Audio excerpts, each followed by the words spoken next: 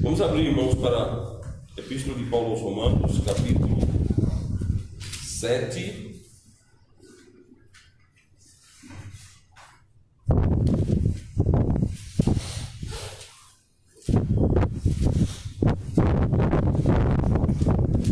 Vamos estudar um pouco sobre a misericórdia de Deus versus a pecaminosidade do homem. Vamos começar com os versículos 23 e 24. Romanos 7, 23 e 24. Onde está escrito assim: mas vejo dos meus membros outra lei, que batalha contra a lei do meu entendimento, e me prende contra a lei do pecado, que está nos meus membros. Miserável homem que eu sou, quem me livrará do corpo desta morte? Amém? Que Deus aplique em nosso coração e mente e vidas o texto que nós acabamos de ler. A palavra de Deus mostra neste capítulo 7 da Epístola de Paulo aos Romanos a verdadeira face da natureza humana, a verdadeira face do homem em relação ao pecado. Existe uma prisão natural na carne do homem que leva a no reino animal nós encontramos a chamada prisão biológica, o aprisionamento biológico, ou características, usando uma linguagem mais, características biológicas das espécies. Por exemplo,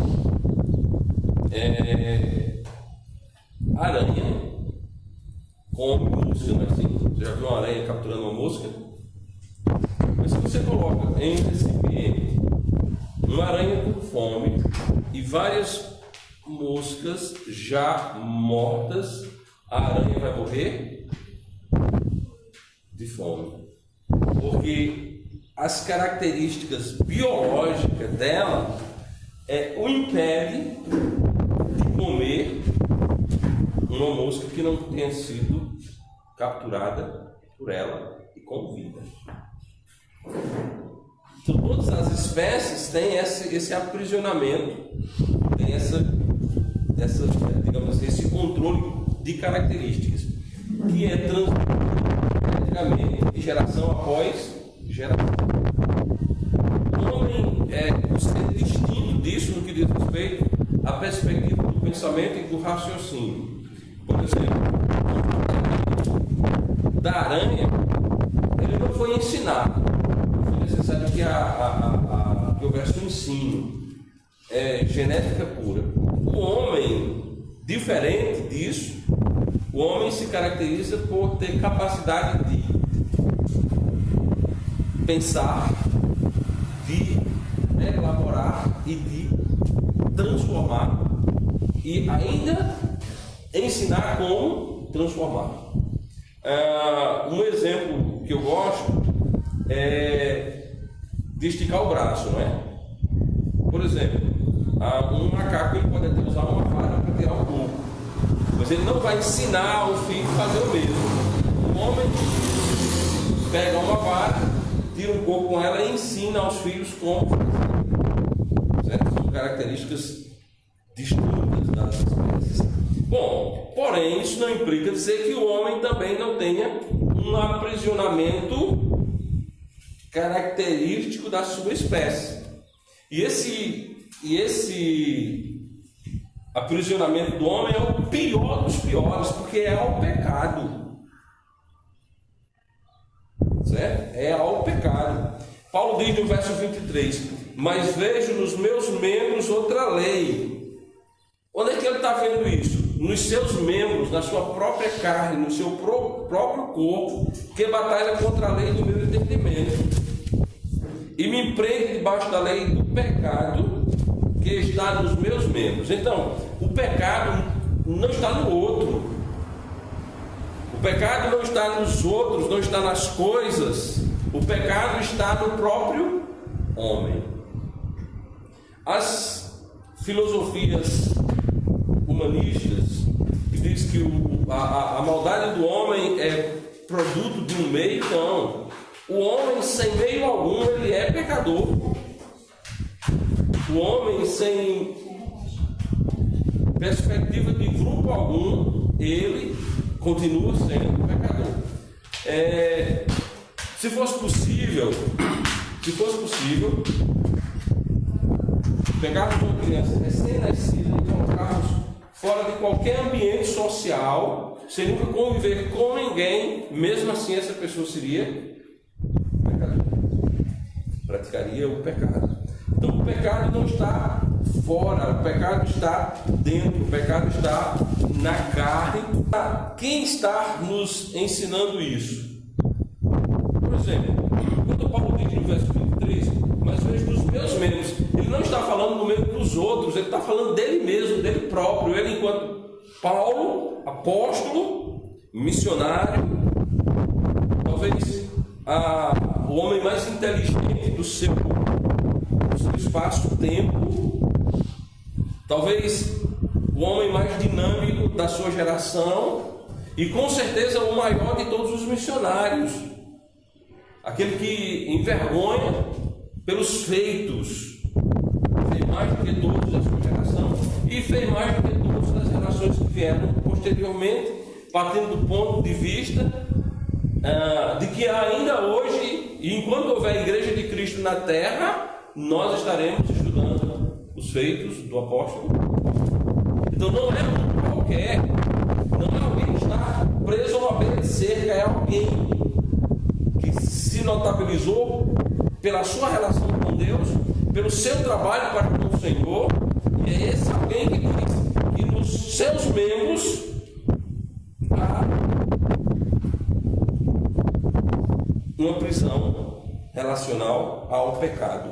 Mas vejo dos meus membros outra lei, que batalha contra a lei do meu entendimento,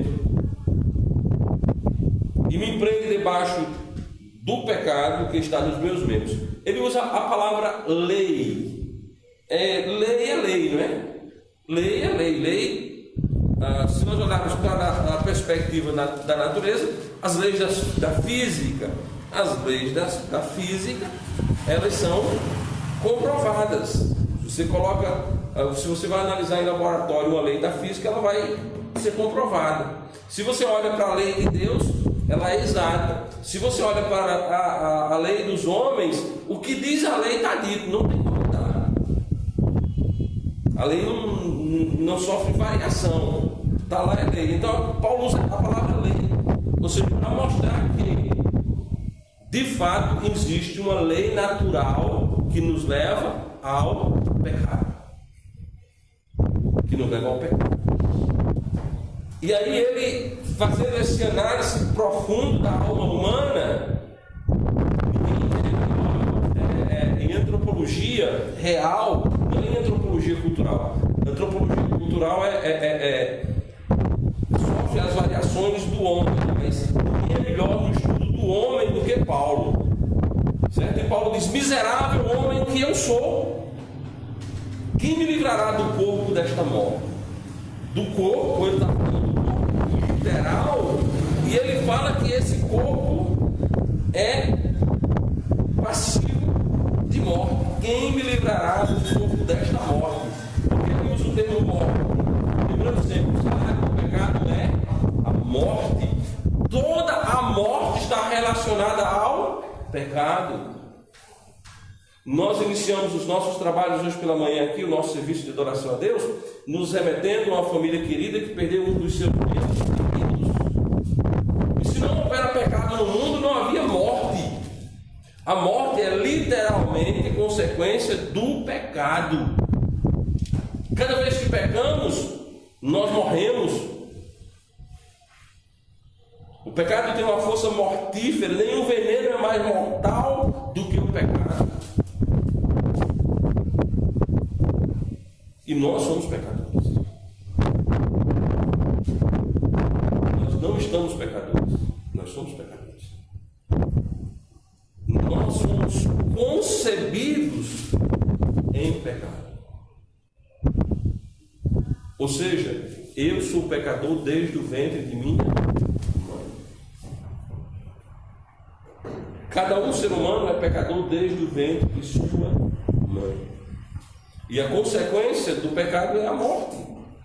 Então, miserável homem que eu sou. É uma afirmação. Seguido de uma pergunta: quem me livrará do corpo desta morte?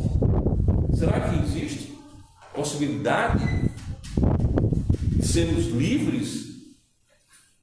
Será que existe possibilidade de salvação? Será que há o homem algum meio de salvação? O homem é uma criatura no seu estado natural, carnal, tão miserável. Pode parecer uma frase que escandaliza, mas o homem, nesse pijama da carne, nem Deus dá jeito. Para que entremos no céu, o que vai acontecer conosco? Teremos nosso corpo transformado. Porque esse tipo de corpo aqui não pode entrar no céu. Esse tipo de carne aqui não pode entrar na presença de Deus. Teremos que ser transformados, e o que a Bíblia nos ensina, que os que estiverem mortos ressuscitarão com corpos glorificados, os que estiverem vivos serão transformados. Versículo 18 diz: porque eu sei que em mim, isto é, na minha carne, não habita bem algum. E com efeito quereis em mim, mas não consigo realizar o bem, porque não faço o bem que quero, mas o mal que não quero, isso faço. Essa é a lei. Certo? O que acontece? Uma luz forte fora de casa. Todos os insetos que passam por ali são atraídos, batem na luz e morrem. Por que não se desviam? Por que não se desviam? Porque há uma lei natural que o atrai a isso. É essa mesma coisa com relação ao homem, ao pecado. A luz que mata o inseto é o pecado que mata o homem. Do mesmo jeito que aquele inseto tem uma atração letal por aquela luminosidade, o homem tem atração letal pelo pecado. O diabo é o destruidor. E ele usa dessa natureza pecaminosa do homem para destruir vidas. E aí eu digo aos irmãos que não existe, não é seletivo, é qualquer um. O diabo usa da natureza humana, carnal, animal e diabólica, para destruir qualquer um. Porque nós somos miseráveis pecadores. Então Paulo ele questiona: miserável homem que eu sou, quem me livrará do corpo desta morte? Quem pode me salvar? Há salvação para o ser humano? Há salvação para o ser humano? Humanamente falando, não. Não tem sistema de educação que faça o homem isento do pecado. Não tem sistema social que faça o homem isento do pecado. Não tem sistema religioso que faça o homem isento do pecado. Então, humanamente falando, não há. Me remeto a Romanos capítulo 3, versículo 23. Porque todos pecaram e destituídos estão da glória de Deus. Todos. Absolutamente todos nós. E não só nós que estamos. Todos os seres humanos, desde o primeiro homem, Adão, quando pecou, a todos os demais homens nascidos até agora e que ainda irão nascer. Que ainda irão ser concebidos. Então, a esperança que o homem tem é a separação de Deus. E no capítulo 6, Romanos, versículo 23, a concretização da esperança ao homem via homem. Porque o salário do pecado é a morte. O salário do pecado é a condenação, é o inferno. Então, quando nós olhamos para esse prisma das Escrituras, nós podemos ver o seguinte: que o homem não é a pior. O homem não é a pior coisa, mas que o homem está na pior situação possível, a situação de condenação. E que absolutamente nada que ele venha a fazer pode modificar isso. No nosso texto, nós temos no nosso texto base, nós não lemos ainda, vamos ler agora, o versículo 25. O versículo 25 que diz: dou graças a Deus por Jesus Cristo nosso Senhor. Paulo vem falando da miserável homem, quem sou, quem me livrará do corpo dessa morte? Aí fecha com a interrogação e diz: dou graças a Deus por Jesus Cristo nosso Senhor. Aí sim nós temos esperança em Jesus Cristo. Mas dou graças a Deus por Jesus Cristo nosso Senhor, assim que eu mesmo, com o entendimento, sirvo a lei de Deus, mas com a carne a lei do pecado. Dou graças a Deus por Jesus Cristo nosso Senhor. Vamos olhar um pouco para essa expressão. Dou graças a Deus por Jesus Cristo nosso Senhor. Qual é a importância destas graças a Deus por Jesus Cristo? Será que haveria a menor possibilidade de salvação sem Jesus? Será que pelo menos uma pessoa seria salva sem Jesus? Provocando um pouco aqueles que ainda têm o coração preso na idolatria. A Maria, que teve a glória de ser aquela que conduziu Jesus para o ventre, será que ela seria apta a entrar no céu sem Jesus? Irmãos, eu digo com toda certeza que não. Maria é a primeira pessoa a confessar Cristo como Salvador no Novo Testamento. E ela fala que Deus atentou para a baixeza da sua serva, identificando-se como uma mulher pecadora. Amados, não há esperança sem Jesus. Não há esperança sem Jesus. Bom, agora é necessário que a gente entenda porque Paulo diz: dou graças a Deus por Jesus Cristo nosso Senhor. E para que a gente possa entender um pouco mais sobre essas graças a Deus que Paulo dá por causa de Jesus, eu convido os irmãos até Isaías 53. Isaías 53 é um texto do Velho Testamento que é clássico a se mostrar Cristo a partir dele, certo? Porque ele mostra aquilo que Jesus Cristo fez por nós, miseráveis pecadores. Isaías 53, e aí a leitura desse texto, irmãos, deve nos fazer desprezarmos cada vez mais o pecado, porque nós vamos perceber que o nosso pecado é a causa da morte de Jesus. Vejamos o versículo 4. Verdadeiramente Ele tomou sobre si as nossas enfermidades e as nossas dores levou sobre si. Nós o reputávamos por aflito, ferido de Deus e oprimido. Verso 5. Mas Ele foi ferido por causa das nossas transgressões e moído por causa das nossas iniquidades. O castigo que nos traz a paz estava sobre Ele, e pelas suas pisaduras fomos sarados. Nós estamos falando sobre a pecaminosidade humana e sobre a misericórdia de Deus. Mas uma pergunta: Deus o Pai foi misericordioso com Deus o Filho? Deus o Pai foi misericordioso com Cristo? O que Cristo diz na cruz? Porque me abandonaste. Deus teve misericórdia de mim, um miserável, maldito pecador que só merece o inferno, e colocou Cristo para enfermar na cruz em meu lugar. Para um pouco para pensar nisso. Nessa substituição, o justo pelo injusto, o bom pelo péssimo. Não é pelo ruim, não, o bom pelo péssimo. O bom que é Cristo, ou o ótimo que é Cristo, pelo péssimo que sou eu. Aí o que aconteceu com Jesus? Ele tomou sobre si as nossas enfermidades, as nossas dores levou sobre si, nós reputávamos por aflito, ferido de Deus e oprimido. Ele foi ferido de Deus. Ferido de Deus e oprimido. A opressão do pecado de todos nós estava sobre Jesus. Mas ele foi ferido por causa das nossas transgressões. Das nossas transgressões. Todos os nossos pecados, do passado, do presente e do futuro, estavam sobre Jesus. Tudo que eu já pequei, tudo que eu ainda irei pecar, estava sobre Jesus. E essa verdade deve me esmagar. Essa verdade deve me destruir. Deve me humilhar perante o Senhor.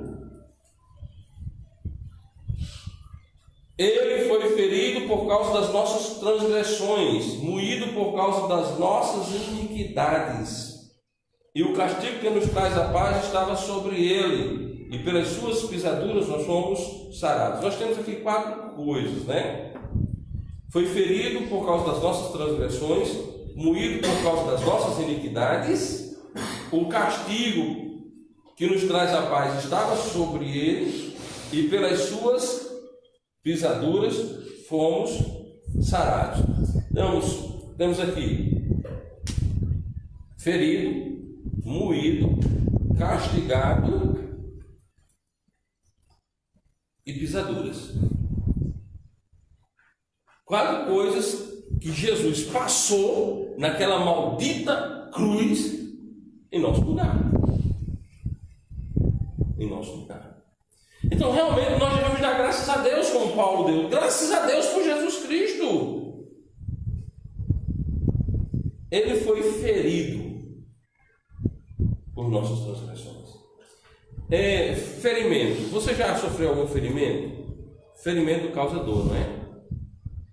Quando você se corta, quando você se machuca, causa dor. E Jesus foi ferido. Como foi que Jesus foi ferido por nós? Ele foi ferido quando colocaram sobre a cabeça dele uma coroa de espinhos. Ele foi ferido quando o prenderam naquela cruz.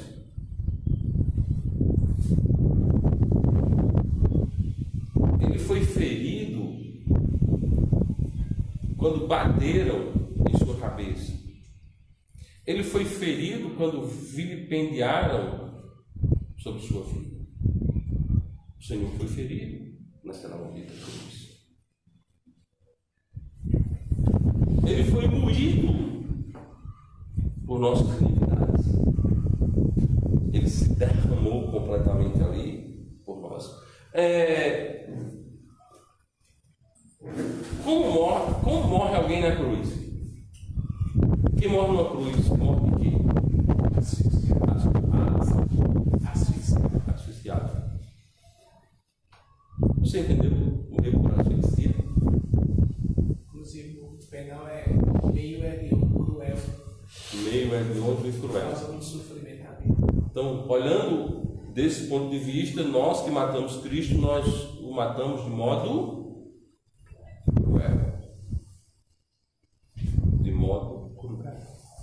Você e eu, nós matamos Cristo de modo cruel. A pena, velho? Como se qualificar 12 a 30 anos. 12 a 30 anos. Cada um de nós merecemos, além do inferno, cadeia de 12 a 30 anos por matarmos Jesus. Por matarmos Jesus. Ele foi moído por causa dos nossos pecados. Não foi porque você é bom. Não. Por causa dos nossos pecados. Aquela morte lá foi causada por você e por cada um de nós.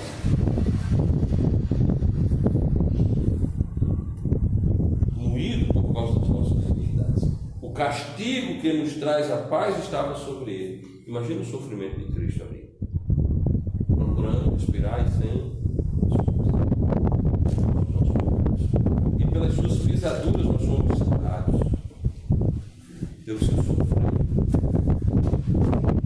A palavra pisadura aqui na nossa região, ela se caracteriza em um animal que estava sob sela e foi um ferimento, e aquele ferimento chega num estágio de não cicatrizar.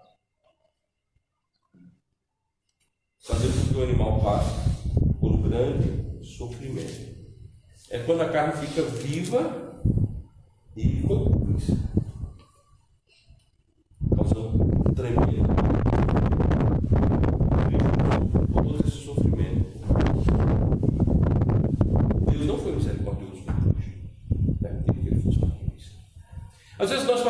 pequenos problemas e nós logo lamentamos, logo xingamos a Deus, logo blasfemamos.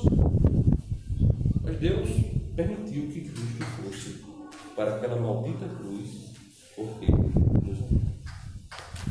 Deus, como diz em Efésios capítulo 2, e tem citado muitas vezes esse texto aqui, que nós não podemos viver nem respirar sem enaltecermos a misericórdia de Deus. Efésios capítulo 2,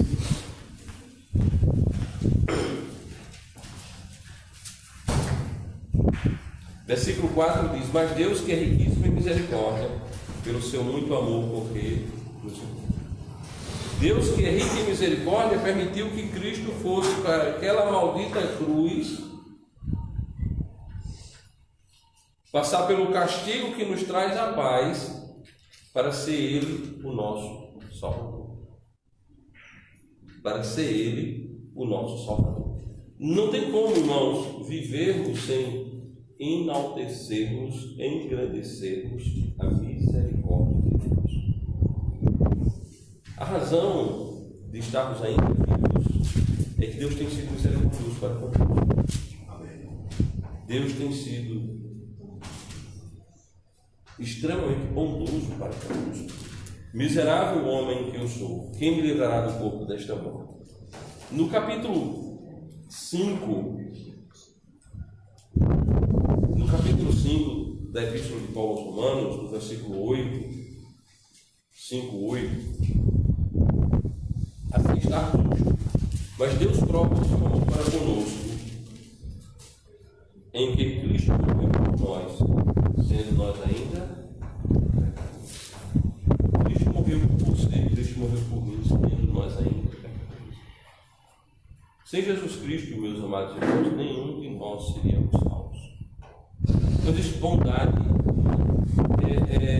A religião, seja ela romana, protestante ou mesmo pentecostal, ela coloca um homem como alguém que por si só é bom e que precisa de um regar religioso para que venha produzir frutos bons que o capacite a entrar no céu pelos seus méritos personalíssimos.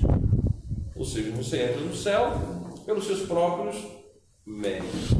Mas essa é a maior maldade contra Cristo e a maior maldade contra o ser humano, que nasce, cresce e morre sendo ensinado dessa maneira. Sendo ensinado que pode, por seus próprios esforços, chegar à presença do nosso Deus.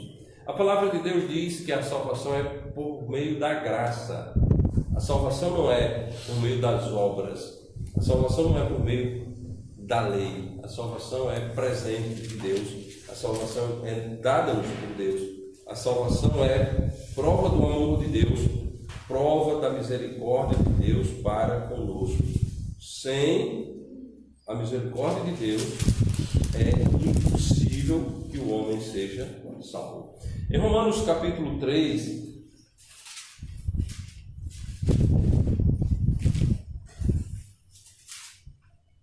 versículo 28 diz: concluímos, pois, que o homem é justificado pela fé sem as obras da lei.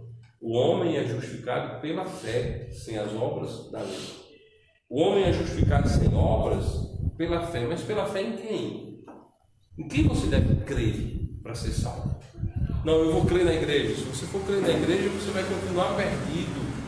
Não, eu vou crer nos homens que são destaques no mundo, você vai continuar perdido. Não, eu vou crer nos grandes líderes religiosos do passado, você vai continuar perdido. Ah, não, eu vou crer em Moisés, você vai continuar perdido. Você precisa crer em Jesus como Salvador pessoal. A palavra de Deus garante-nos que nós somos justificados pela fé em Jesus. A nossa salvação não se deu porque nós somos bons. A nossa salvação morreu quando cremos em Jesus como Salvador pessoal. Há muitos anos atrás,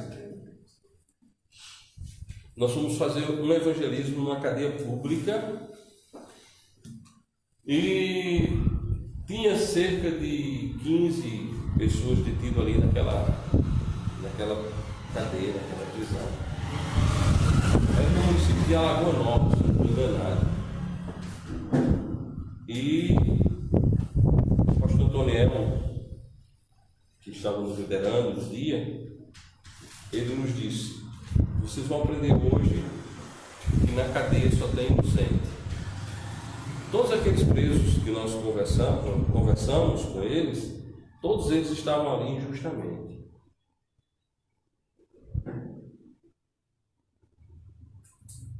Estou aqui por culpa de não sei quem, estou aqui por não sei o quê. Ninguém diz, ó, estou aqui. Agora, se você chega na escola dominical de uma igreja batista, todos estão gozando de liberdade, mas todos têm consciência de que são pecadores. Todos têm consciência que merecem a prisão maior, que é o inferno. Está entendendo?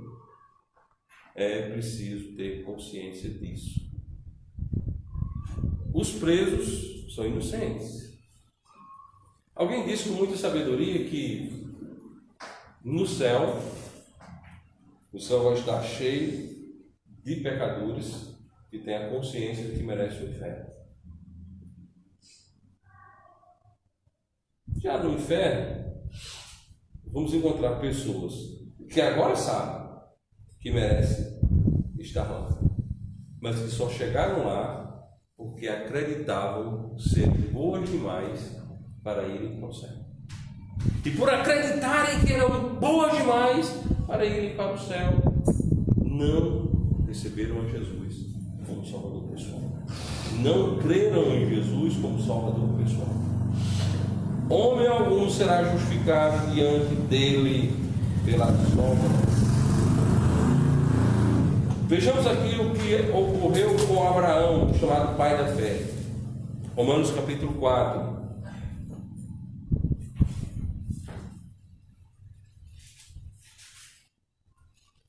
E nós vamos ler até o versículo 7. Que diremos, pois, ter alcançado Abraão, nosso pai, segundo a carne? Porque se Abraão foi justificado pelas obras, tem de que se glorificar, mas não diante de Deus. Lembre-se da pergunta de Paulo, né? Da afirmativa primária: miserável homem quem sou, quem me livrará do corpo desta morte? E aplique-se aqui a afirmação e a pergunta: o que aconteceu com Abraão? Porque se Abraão foi justificado pelas obras, tem do que se gloriar, mas não diante de Deus. Pois diz a Escritura: creu Abraão em Deus, e isso lhe foi imputado como justiça. Quem me livrará do corpo desta morte? Creu Abraão em Deus. Ora, aquele que faz qualquer obra não lhe é imputado o galardão segundo a graça, mas segundo a dívida. Mas aquele que não pratica, mas crê naquele que justifica o ímpio, preste atenção nessa palavra, ímpio. Todos os homens pecadores são ímpios. Mas aquele que não pratica, mas crê naquele que justifica o ímpio, a sua fé lhe é imputada como justiça. Assim também Davi declara: bem-aventurado o homem a quem Deus imputa a justiça sem as obras, dizendo: bem-aventurado aqueles cujas maldades são perdoadas e cujos pecados são cobertos. As maldades, elas não deixaram de existir, elas foram perdoadas. Os pecados foram cobertos com o sangue de Jesus. A nossa miserabilidade matou Jesus, e é o sangue de Cristo que cobre os nossos pecados. A nossa maldade matou Jesus, a nossa condenação matou Jesus, e nós fomos salvos pelo Senhor Jesus Cristo. Nenhum ser humano vai entrar no céu por esforço pessoal. Nenhum ser humano será salvo por esforço pessoal. Todos os seres humanos que adentrarem ao céu, e alguém pode dizer: mas espera aí, por que a linguagem do céu? Por que os homens vão para o céu? Jesus Cristo nos ensinou com muita clareza que ia preparar um lugar, não foi? E que depois voltaria para nos levar para onde Ele está. E Jesus está onde? A Bíblia diz que Jesus subiu ao céu, está sentado à direita do Pai. Então nós iremos ao seremos levados para o céu, não pelos nossos merecimentos, mas pelo merecimento de Cristo. O inferno que eu mereço não será meu. O céu que eu não mereço será meu. Não pelos meus merecimentos, mas pelos merecimentos de Jesus. Essa é a relação que nós precisamos fazer para não cairmos no conto do vigário religioso. O religioso é sempre colocando face viva. O hino do cantor cristão diz: só por Jesus é que nós somos salvos. O outro belíssimo hino do cantor cristão diz: é Jesus quem salva. É Jesus quem salva. Absolutamente não há um outro nome debaixo do céu pelo qual nós possamos ser salvos. Quem me livrará do corpo dessa morte? Jesus Cristo. Quem me livrará do inferno? Jesus Cristo. Quem me levará à eterna felicidade no céu? Jesus Cristo. Todas as dádivas que temos e que receberemos adiante, elas nos são trazidas por Jesus Cristo. Foi o sofrimento de Cristo, que nos garante vida e vida eterna. Do mesmo jeito que o pecado de Adão nos coloca na eterna perdição, a morte salvadora de Cristo nos coloca na eterna salvação. Na eterna salvação. A incredulidade é algo natural do ser humano e a grande maioria das pessoas não crê em Jesus como Salvador pessoal. Os grandes templos estão cheios de pessoas que acreditam que Deus vai fazer com que ele fique rico, que acreditam que Deus vai fazer com que ele seja curado, que acredita que Deus vai fazer com que a vida familiar dele seja perfeita. E Deus faz muito disso. Agora, esse tipo de fé não salva ninguém. O que nós precisamos crer e o que nós pregamos é que Cristo morreu por nossos pecados, para que tenhamos, por causa dessa grande misericórdia de Deus, de cobrar de Cristo a minha maldade, o meu pecado, de colocar sobre ele o nosso pecado, é que nós somos salvos por essa fé. Nós não cremos aqui, nós estamos melhorando, amanhã nós vamos ser melhor, depois de nada disso. Nós cremos que nós estamos completamente salvos porque Jesus Cristo deu a ter pagado. A nossa conta, ela foi paga. Então a maldade do homem, ela continua aí. Ela não deixou de existir, não. Ela continua presente. Porém, Cristo pagou o nosso pecado. Cristo deu a sua vida em meu lugar.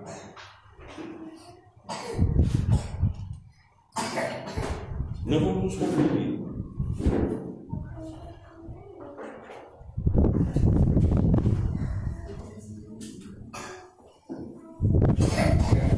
Ressaltar que a questão que diz aqui em Romanos 4:7, que a verdade é que esses de maldade são perdoados. Não é o pecado da sua consequência civil.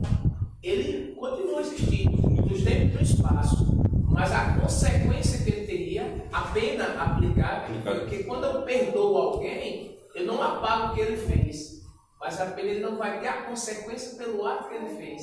Exatamente. Então as consequências daquele ato permanecem. E no outro ele diz encobertos. Não é que apaga o pecado, ele vai estar coberto. O pecado ali existiu e gerou toda a consequência maléfica, tanto na vida das pessoas como no ato sentido como na vida de Cristo. Quanto mais eu pego, quanto mais pecado, mais sofrimento. Obviamente que o sistema jurídico de Deus, e ele é eterno e é atemporal, ele sabe todas as coisas. Por exemplo, todos os pecados futuros já estavam lá, mas pesou para Cristo, mas fez Cristo sofrer, mas causou agonia em Jesus, certo? Então é um fato maravilhoso que ele cobriu o nosso pecado, sendo misericordioso para conosco e permitindo que Cristo sofresse em nosso lugar, substituição. Ali na cruz, Cristo sofreu por o mais maldito de todos os pecadores, Anísio Gomes. E não só por Anísio Gomes, mas por todos os demais pecadores que já viveram ou ainda irão viver. Portanto, irmãos, Paulo está certo quando nos exorta a darmos graças a Deus por Jesus Cristo. Devemos, a cada instante da nossa vida, agradecermos, porque Deus nos salvou, malditos, miseráveis, pecadores. A nossa salvação não é por meio das obras, a nossa salvação é por meio da fé em Jesus Cristo, pois somente Cristo nos presenteia com a vida eterna. Amém?